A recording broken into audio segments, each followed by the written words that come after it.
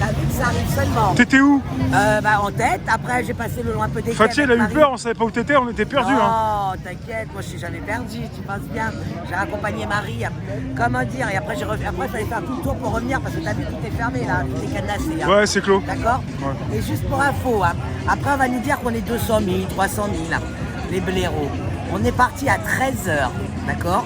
Nous on est arrivé, t'as vu depuis tout à l'heure, tu es là, on est en tête, on est ici. On est parti à 13h, il est 16h44 et ça arrive. Donc, comment tu peux me dire qu'on est 300 000 quand tu parles de 13h et que de gens marchent, il va être 17h, 13h, 14h. Oui, le comptage n'est pas fini. Ouais. Il est 4h. En 4 heures, ça n'a pas arrêté de marcher. La queue n'est toujours pas là. La tête, elle est déjà, ça fait belle. Elle est presque rentrée chez elle d'ailleurs, la tête. Que la queue arrive seulement. Et avec ça, il n'y a personne. Bah oui, les chiffres. Les gens ne veulent pas comprendre pourquoi on trafique les chiffres. C'est pas pour dire qu'on est une petite minorité. Les chiffres, c'est aussi notre démocratie. En réalité, il faut 5% de la population dans la rue pour demander les urnes et destituer un président. Mais c'est pas des conneries, 5% de la population. Pourquoi on est toujours en train de donner les chiffres en dessous de la réalité? Parce que tant qu'on n'aura pas atteint ces 5%, ça va être très compliqué.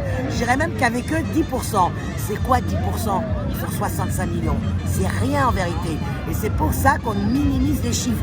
C'est pas pour dire qu'on n'est qu'une petite minorité, hein. Les chiffres, c'est parce que c'est eux qui parlent et c'est avec le chiffre, le nombre de Français dans la rue qu'on peut faire plier un gouvernement. Donc leur intérêt à eux, c'est toujours de mettre en dessous les comptes. Toujours en dessous les comptes. Ils ont fait ça avec les Gilets jaunes, ils font ça. Maintenant, il faut savoir une chose. Si le mouvement, il tient autant. Hein. Eux-mêmes, hein, il y a certains syndicats qui sont honnêtes, hein, ils nous disent, hein, si le mouvement, il tient autant et qu'ils sont là et qu'ils ne lâchent rien, c'est que parce que nous, ça fait 14 mois qu'on est dans la rue et qu'on n'a rien lâché. On a été, je veux dire, on a été je sais pas comment on pourrait dire ça, on a été les premières lignes. On a été les premières lignes. Et autre chose, apparemment les gens nous ont du mal aussi. Hein. Oui, je marche avec les syndicats, moi j'ai jamais marché de ma vie. Hein. Pourquoi?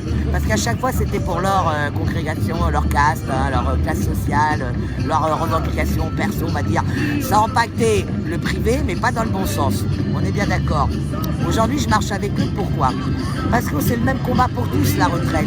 Mais maintenant, je suis réaliste. On est tous les gilets jaunes, on est réaliste. On verra. Hein. Je ne le souhaite pas, mais ça m'étonnerait. On est très réaliste. Eux, ils sortent pour leur retraite. Hein. Nous, on est largement au-dessus. Hein. Nous, ça fait belle lurette qu'on parle plus de retraite. Hein. Nous, c'est carrément le gâteau qu'on veut. Hein. Nous, c'est la destitution du gouvernement. C'est de toutes ces institutions. La justice, elle est vérolée. C'est tout ça, quoi. Nous, on va très loin. On fait pas juste retraite, mais bon, par contre, il faut s'appuyer avec eux parce que si on arrive à dégager cette réforme, c'est déjà un truc de gagner pour nous aussi, les gilets jaunes. Ça va, parce que si elle passe, ça va nous impacter aussi. Il ne faut pas rêver. Hein. On va prendre cher. C'est plutôt le petit peuple qui va encore prendre cher avec ces putains de retraites. Hein. Donc, en Amérique, c'est la retraite capitalisée, comme ça, pareil. Comment? Les gens, ils ne voient pas ce qui se passe en Amérique. Regardez tous les films qu'on fait là-dessus. Putain, il y avait un film qui était excellent. C'était 3 vieux à qui la boîte avait supprimé sa retraite. Et ils font le casse. Ils vont dans la... Je me rappelle plus que ce film, il était très bien. Ils vont dans la banque où est l'argent de la compagnie, et voilà, ils font un casse d'enfer.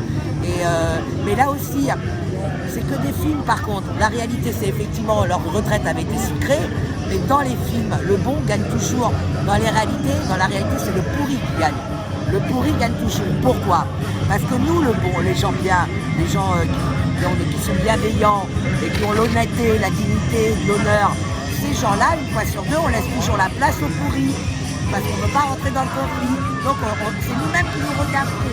Résultat, en dégageant la place, on laisse la place à la pourriture.